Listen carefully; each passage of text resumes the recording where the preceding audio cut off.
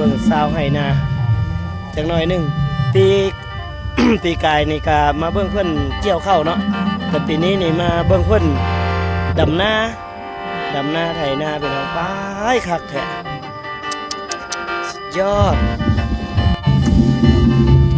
ขุดนาเนาะปีนี้เนาะอ๋อมันไถบ่ฮอดลูกสาวก็มาอีกบ่ปีนี้เอาผัวแล้วบ่โอ้สาวแม่ย่านี่ยังบ่เอาผัวอยู่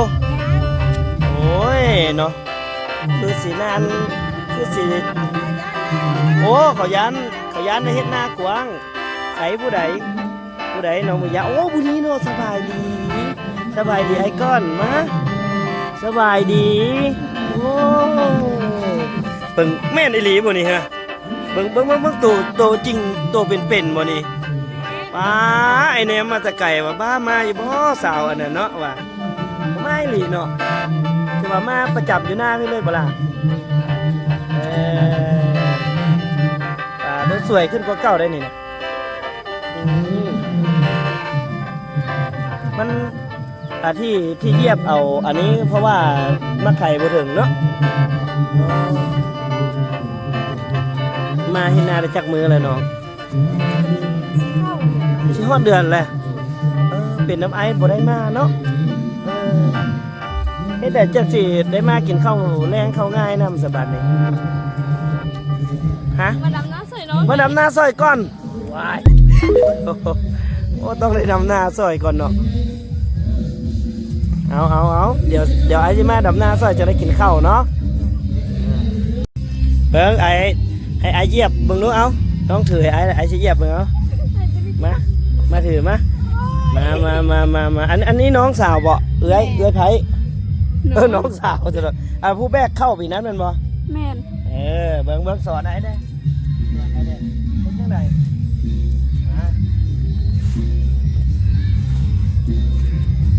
กินเลยว้ายต้องยับออกไก่ผู้สาวหน่อยนึงก่อนโอ้มันอ่อนเลยเนาะเมื่อยบ่เนาะเมื่อยอยู่มาแบบติดไม้เนาะ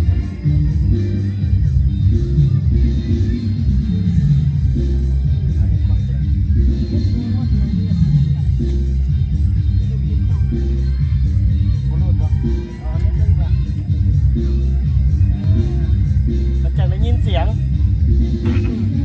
ร่วมกันมันจะได้ยินเสียงเนาะมาเบิ้งหน้าเต็มๆนี่เบิ้งเดี๋ยวนี่ละเอานี่สวยมากจะเลยหน้าดำไอ้ล่ะมันอยู่ข้างหน้าไอ้อยู่ข้างหลังไอ้FCไอ้ได้เห็นได้ยังมีคนมาที่หน้าสวยกว่าล่ะไอ้นี่กูเบ้ามานำมีหลาย2 คนไอ้เอามาบ่เอามาบ่เอามาซอยเนาะหาเฮ็ดอันให้แรกคนนี้ที่ไก่นี่นะเท่าไหร่โอ้ย90พุ่นน่ะต้องปิดบ่ล่ะฮะผมมาหลายคนคือน้องมิย่านี่ไอ้น้องเพิ่นหลายน้องไอ้น้องเพิ่นหลายแล้วคนกูว่าเป็น9 คนเนาะแม่นวันนี้แม่ก็มีแต่แม่ผู้เดียวผู้หาเลี้ยงกับน้องมิย่าเนาะเป็นรักน้ำปลาซิวพวกนั้นกายนี่ปีนี้เราเพิ่งไปทำงานอยู่เวียงเราเพิ่งไปได้มาอ๋อแต่แล้วนี่จะเป็นรักกับ2-3แม่ลูกเนาะเอามาสมัครเป็นลูกเขยเพิ่นได้พี่น้องมิย่ายังโสดเป็นบ่ล่ะโซ่ยืดเดี๋ยวนี้ค่ะโสดนี่แม่ก็ต้องการผู้ไทยได้แม่ต้องการผู้ไทยหน้าสมัครด่วนเด้อน้องด่วนอันนั้นผู้ใดเนาะสุกอย่างก็ยืดแค่อะไรยืดแค่บ้านนั่นเลยก็บ้านโพสะอาดนี่ยังก็การอาบอยู่แต่ว่าผมชื่อพี่น้องเองแนวที่รถเมย์ไม่อะไรแม่อ๋อได้ดูอะไรเอาเป็นกำลังใจ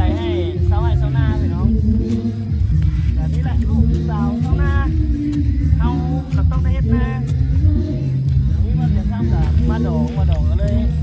พอดีเห็นน้องเพิ่นก็เลยมาเล่นน้ำน้องเพิ่นเดี๋ยวจังน้อยพี่น้องจังน้อยเดี๋ยวสิมาไปนั่งเล่นอยู่เถียงเพิ่นให้เพิ่นเรียกแล้วเดี๋ยวเขาสิไปนั่งร่วมกันอยู่เถียงหน้าเพิ่นจังน้อยครับ มาเลยบ่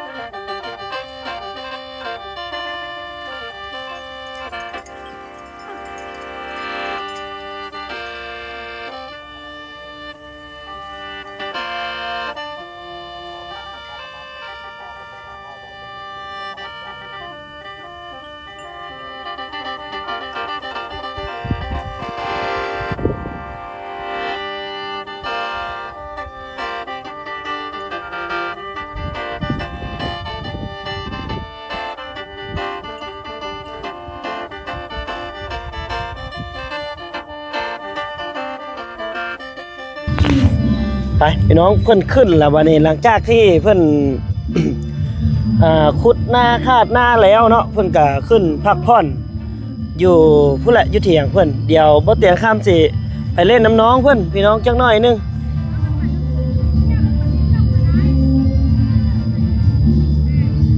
ไปเดี๋ยวเฮาไปเล่นน้ำน้องแม่ย่าไปเบิ่งว่าน้องเพิ่นสิกินข้าวกับหยังกินข้าวง่ายพี่น้องข้าวเที่ยง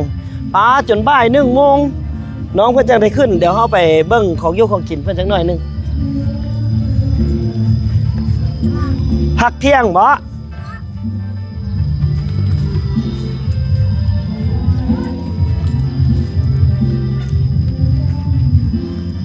พักเที่ยงบ่นี่พักเที่ยงวะโอ้ก็เดี๋ยวสินี่อันนี้แม่น้องเพิ่นนี่ถือว่าหลังจากที่เบ้าเตียงไปขุด ไปขุดซอยหน่อยนึงเนาะแล้วก็ตอนแรกเลยดำบ่ จะได้กับพักผ่อนยังได้กับเป็นลูกไปดำนะดิ โอ้พักผ่อนหน่อยเดียวโอ้อันนี้สิไปเฮ็ดหยังอันนี้ สิแตกน้ อ๋อมาเบิ่งน้ำสร้างเพิ่นพี่น้องแม่น้องเพิ่นโอ้น้ำ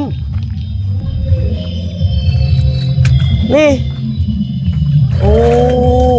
ตื้นๆหนึ่งใสอีกครับตัวเอาไปเฮ็ดหยังนี่แม่มาล้างมือ ำ เออ ล้างหน้า ไปเดี๋ยวมาหาน้องเพิ่นหน่อยนึงจักอยู่ใส่น้อ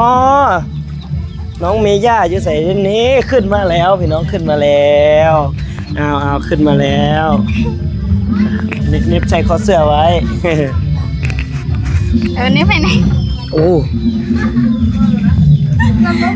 คืออยู่บ่นะนี่บีบตัวนี้บีบตัวนี้กึ๊บตัวนี้โอ้เฮากับบุกล้าคือกันได้พี่น้องเอ้ยเป็นมาละ คนคะนี่ที่นี้ นี่ไปเอ่ยเลยเ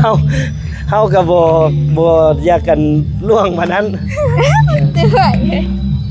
อย่ามัน อย่ามัน วันเด็ด โอเคไปใส่กินข้าวกับหยังตอนสวยนี่ แล้วกับอัน ของกิน มาตาดอก อ๋อของกินมาเทือนดองโอเคมานั่งโอ้ไม่เท่าบ่นี่ โดย สบายดีเด้อ สบายดี สบายดี แล้วขึ้นเพิ่งกัน บ่นั่งนี่แหละนั่งนี่นั่งได้บ่ตันทางเนาะโอ้ ได้ ตันทาง นั่งได้คุณจะได้ เพราะมานั่งเล่นพี่ซะอันนี้เถียงน้องเพิ่นมานั่งเล่นดิพี่มา มาหน่อย ป้าหนูอันนี้ไปยังนี่ไปนั่งดิ เอา รถไถนี่ซื้อจากปีแล้วแม่ อันนี้รถไถเขา อืม รถไถนี่คืออะไรประมาณโล30นี่แหละ อ๋อ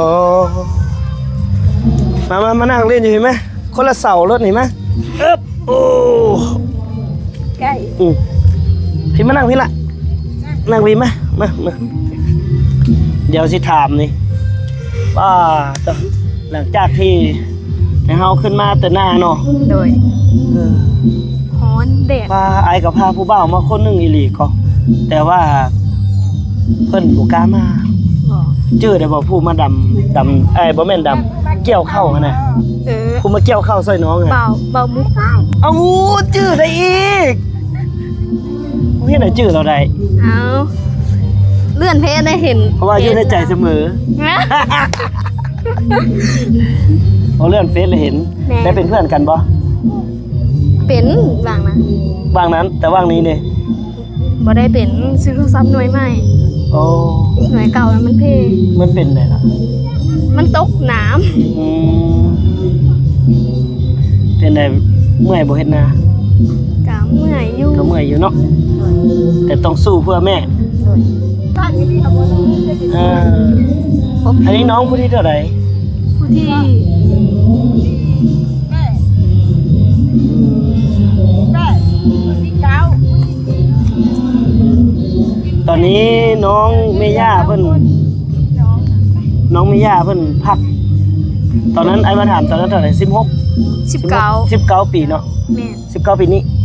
เก้าปีกาย 19ปีกาย 19 ปีนี้20เริ่มใกล้สิฮอด20แล้วพี่น้องแต่เนื้อคู่ยังบ่มาแล้วว่าคือครอบครัวของน้องเพิ่นนี่อยู่กันอยู่9คนเนาะ9ทั้งแม่ว่ะ รวมทั้งพ่อเฒ่าแม่เฒ่าคน12คนอยู่ในหลังเดียว โหลนึงดแล้วเฮ็ดหน้าผืนเดียวนี้เลยอ๋อแล้วมันกุ้มจักเดือนหน้าน้องนี่ ประมาณ จู่เข้าไม้แล้วซ้ำ อ๋อ ๆเดือนที่เจ็ดเกี่ยวเข้าไม้แล้วมันเข้าไม้เลย เดี๋ยวนี้มันเบิดแล้วเขา ปีนี้บ่จู้ซ้ำ โดย อยู่ยังเศร้าเบาอยู่ในหลังผู้ที่จู่เข้าไม้นะ อีก3เดือนเนาะ นั่นแหละ อีก3เดือนโอ้ก็ยังดีได้นี่ก็ยังดีที่ว่ามันถ้าว่าซื้อตึมเล็กน้อยก็ยังใครเนาะเฮ็ดหน้านี่บ่ได้จ้างติ ก็ไม่ได้จ้างมีแต่ท่าน อ๋อ มีแต่ลูกตลาด มีแต่ลูกตลาดอีหล่าเอ้ยกกมันบ่ แม่น เป็นเอ้ยกกเมื่อยแห้งบ่เป็นเอ้ยกกเอาน้องอีกแมันบ่ กะบ่ได้เมื่อยเลย สบายเนาะใช้ชีวิตแบบชิวๆมีความสุข โดย บัดหลังจากกันแล้วให้แล้วหน้านี่น้องไปเฮ็ดหยัง ไปเฮ็ดเวียก เฮ็ดเรื่องจังซั่นล่ะ ดงไต โอ้เกี่ยวกับหยัง บ่อเกลือ นั่นแหละเฮ็ดเกี่ยวกับหยัง ไปเป็นแม่ครัว เป็นแม่ครัว ไปเป็นแม่ครัวเขา เฮ็ดกินหยังเป็นเฮ็ดหยังเป็นแด้ แกงหน่อไม้ แกงหน่อไม้กับหยังอีก ทอดไข่ โอ้ทอดไก่ก็เป็นโอ้คนจีนเขาจ้างว่ะแกงหน่อไม้นี่ จ้างกับแม่พวกไปล้างพักล้างนี่อะไร อ๋อซอย บ่แม่น เอาหมายก็ไปซอยซอย พวก ซอย ล้างพักล้างนี่ล้างนี่ล้าง เข้าใจละแล้วอันน้องไปอยู่หั่นจักเดือนละ ยังไม่ได้ไปจักเทื่อเลย เอ้าว่าอยากไป ก็เพิ่นไปได้ประมาณช่วง3เดือนนี่แหละ บ่แม่นไปเวียงอ่ะนะ อืมไปเวียงนี่ก็เป็นแม่บ้าน แม่น เดือนเท่าเลย 3 ล้านป่าท โอ้โหคันมีผู้ชายอยากมาเอาน้องเป็นแม่บ้านถาวรน้องจะเอาเงินเดือนเท่าไหร่ 3 ล้านป่าก็ได้ตาม คือ ที่ บ่ ให้ เอาเงินเขาหามาได้เอาหมดเลยน่ะบ่ บ่ เอ้าให้ได้เป็นแม่บ้านถาวรเนาะ ตามที่เขาให้แล้วเนาะเฮาเป็นแม่เป็นลูกน้องเขาเด้ บ่แม่นเป็นลูกน้องแล้วไปเป็นครอบครัวเขาแล้ว โอ้บ่มีไผเอา เอ้ยเอาพี่น้องก็ที่จริงชีวิตน้องก็น่าสงสารอยู่เลยพี่น้องต้องดิ้นรนช่วงที่บ่ได้เฮ็ดหน้าเนาะนี่ล่ะก็ไปเฮ็ดเรื่องเฮ็ดการไปอยู่เวียงเดือนเมื่อกี้นี่เนาะ3 เดือน ได้หยังแน่ไปเวียงจันทน์ ได้เข้าซื้อเข้า ซื้อข้าวซื้อโทรศัพท์ใหม่ แม่น เครื่องนุ่งนี่ซื้อเปลืองบ่ บ่ได้เปลือง นุ่งหยังก็ได้เนาะ โดย ถ้ามี FC อยากฝากเป็นเครื่องมือสองแบบสิก็สิเอาอีกว่า เอาบ่ได้รังเกียจ ก็ตอนอยู่บ้านนี่จะเฮ็ดหยังซะละหลังจากเขาแล้วนานี่ อยู่บ้านนะ ตอนที่บ่ได้ไปเฮ็ดเวียก อันปรับไม้เผาถ่าน เผาถ่าน โดย ไม้นี่เป็นไม้ลำบ่ แม่ อ๋อขายเนาะ โดย เป่าเท่าเลย เป่า30บาทตะกี้เลยเป่า15,000 ไม่จริงเนาะคุดนี่ว่าคุดเป็นขุม บ่เอาขี้ เอา เลื่อย ขี้เลื่อยอ๋อเข้าใจละเอาขี้เลื่อยมาถมไม้แล้วก็จูด โดย เบิ่งน้องเพิ่นพี่น้องทางหลังน้อยๆเรียนกันเลย นี่ผู้น้อยสุดเลยผู้ล่าผู้ที่สิบเลยแต่ล่างเจ้าผู้เดียวผู้ที่สิบเลย เออลูกเจ้านี่10 คน แม่นเลย อ๋อ เดี๋ยว โถ ผู้นึงเอาหัวเห็นไหมแล้วมันลูก นั่งลง แบบหัวเพียงหัวไปเลย แม่นเลย ปีต่อปีเลย แม่นเลย แล้วสุดท้ายแล้วพ่อไปใส่ พ่อดีฟ้า หนีโอ้เอาจนได้ลูกคน9 คน10 คนแล้วมันหนี ทีนี้เพิ่นให้คำตอบแต่เพิ่นว่าว่าค่าเลี้ยงลูกจะหลายคนแล้วคนใส่ เอ้า กินยากับบ่ทันรู้ เอ้า แล้วเนี่ยนะ แล้วไผเฮ็ดแล้วบัดนี้ ก็รู้เพิ่นหั่นแหละ หั่น เพิ่นทำตอบ ไผสุดท้ายภาระตกมาทางผู้นี้ตื้มอีก แม่นเลย โอ้ แม่ผู้นี้กับแม่นะครับหลาย คือแบบซี่พี่น้อง ที่จริงอะที่แรกอะเอาแต่งงานกันมาเนาะแม่กับพ่อน้องเนาะแล้วเอามาได้ลูกผู้ที่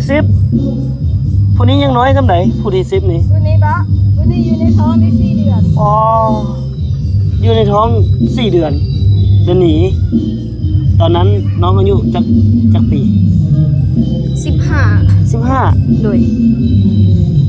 ตอนช่วง ช่วงพ่อเพิ่นหนีป้าแล้ว18 ปี เมน16ได้ จักปีละตอนแต่เราหนีมานี่ ได้จ่าย 3กับประมาณ17แล้ว16 17 ปี เอา 3 ตอนนั้นเลยอยู่บ้านนี้ โอ้แต่ก่อนอยู่พี่ โดย เพิ่นมาใหญ่อยู่นี้ อ๋อ ปียอดใจแม่อายุ13 ปีมาอยู่หน้าสาวจนใหญ่เป็นสาวอยู่บ้านนี้ อ๋อ แล้วเพิ่นบ่แม่นอยู่บ้านนี้แท้ไปอยู่บ้านน้อยบ้านนั้นนะ อ๋อเดี๋ยวไอ้ถามความรู้สึกเด้ตอนที่น้องฮู้ว่าพ่อนี่ปะละบ่กลับละความรู้สึกของเจ้าเป็นจังได ก็บอกบ่ถึง เสียใจ แม่น ได้ให้บ่ ก็ให้อยู่ คันเพิ่นว่า พ่อสิกลับไปหาพวกลูกเด้อนี่ดิ บ่ บ่เลย บ่เผลอๆจะฆ่าให้พ่อพุ่น ยังหาย แม่น เครียดเนาะตอน น้ำพุ่นลูก ตอน ตู้บ่มีน้ำเย็นเด้อ ตอนเฮาลำบากแหละหนีปะเนาะครับแล้วตอนนี้ก็ยังลำบาก น้ำสร้างเขากิน ก็น่าสงสารในชีวิตเพิ่นเดี๋ยวมื้อหน้าไอ้เตียงสิมานำเสนอให้เพิ่นได้เบิ่งตึมว่าชีวิต ของพระเจ้าเป็นอะไร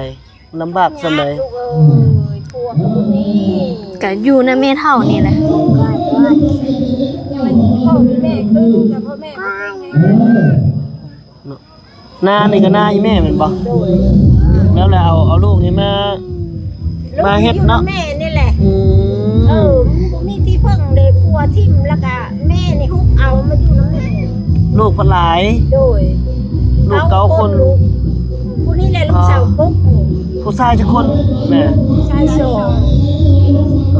ผู้หญิง7 อ่าชาย2หญิง7 อันนี้แหละลูกกุ๊กคนแหละ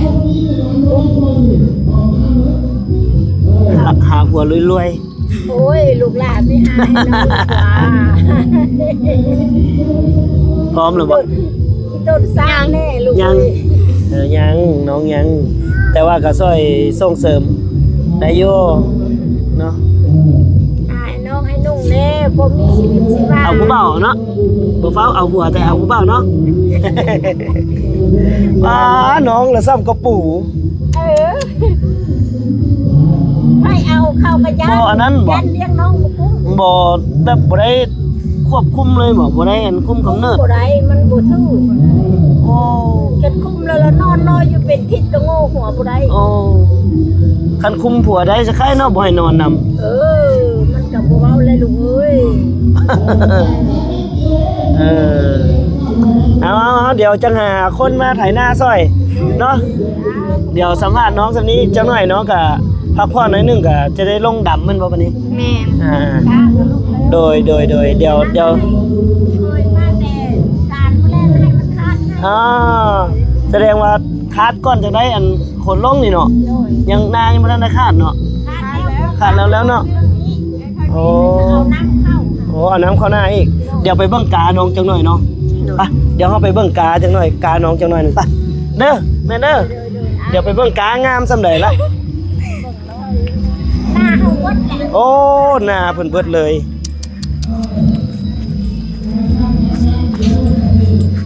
ฮึบ ฮึบโอ้โหว่าเสียมากวบตัวนี้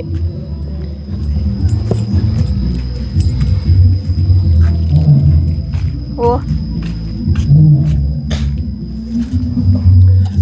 มาเบิ่งกาเพิ่นพี่น้องเข้าไปเลย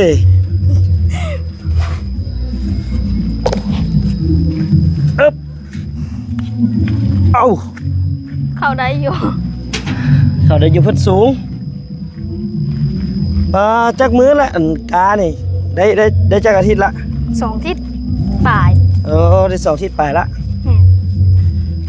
ลกตัวนี้ก่อนเนาะตัวนี้เด้ตัวนี้ก็กาอยู่บ่ แม่น พวกน้องว่านน่ะว่าหรือว่ายอด วาดเอาบ่ได้เคยยอด อันนี้เฮ็ดได้หยังอันนี้ อันนี้ด ฮะ ำ ดำให้หยัง ดำเข้า ฮะ แหกลงมือ แหกลงมือ บ่อันเข้าลูกเอาอยู่นี่บ่ได้แฮก โอ้ บ่มีหน้าแหกวะ ยัง ยัง โดยสิแฮกมื้อแรงนี่แหละ มื้อแรงห้วยได้เบิ่งอยู่บ่นี่ ได้เบิ่ง ไอ้ได้เบิ่งอยู่บ่ ได้เบิ่งนะ ได้เบิ่งตอนแหกเข้าเนาะ โดย เบิ่งกาเพิ่นพี่น้องเบิ่งกาเพิ่นอันนี้ลกแสดงว่าตอนแรกนี่ยังลกอีกเหมือนบ่นี่ บ่ด เอ้ากาเบิดเท่านี้วะ ำแม่น เอาดำพอติ บ่พอกับลูกอีก เอาคือบ่ลกเลยซะ โอ้ ไอ้ลงลกเลย อ๋อ มันนอนเนาะ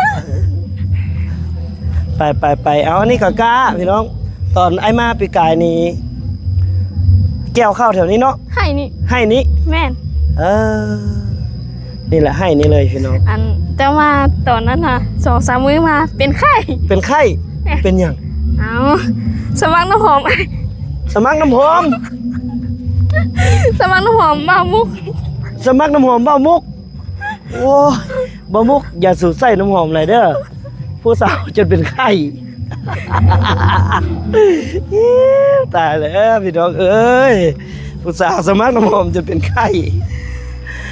เดี๋ยวเราไปพักก่อนเดี๋ยวรอเบิ่งตอนน้องลงไปดำนาเนาะไปเอาอึ๊บมาออกมาพี่อึ๊บว้ายย่อไม่อยากขึ้นโอ้คนนี้อายบ่ แม่น อายของเจ้าอีก แม่น โอ้ บ่แม่นลูกอายลูกน้องหั่นนะ ลูกอายลูกน้อง แม่น อืม คนละพ่อคนละแม่ คนละพ่อคนละแม่ แม่น ไป ไปนั่งอยู่ห่มฮอนแดด เฮ้ยมันฮ้อนพี่น้องเอ้ยมันฮ้อนแฮงเบิ่งรถไถน้องเพิ่น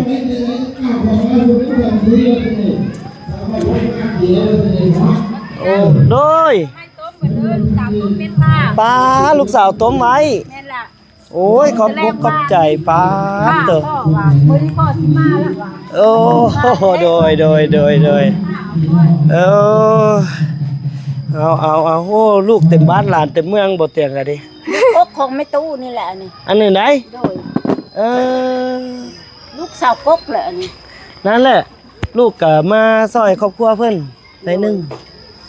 ผมมาขอบใจน้ำลูก โดย หลายเด้อให้ดีๆดี สาธุ ไปทางใดบ่ให้ข้ามมาทางใดบ่ให้คล้องให้มีเงินมีทองคนทางโลกให้มาช่วย สา